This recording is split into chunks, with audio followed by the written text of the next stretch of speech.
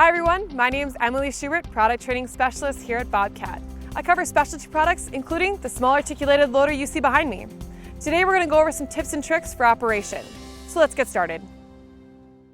The Bobcat L28 small articulated loader comes equipped with the telescopic lift arm, providing additional reach and lift height.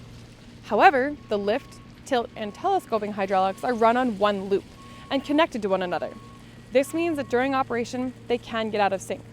The easiest way to see this is when the bucket doesn't appear to roll all the way back towards you. It's simple to fix and avoid. When operating the machine, don't operate at a low engine speed.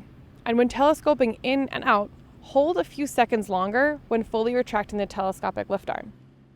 If it does get out of sync, move the engine speed lever up to about halfway. Then press the telescopic switch on the joystick to fully retract the arm, and hold it until the bucket rolls all the way back up to its stop point.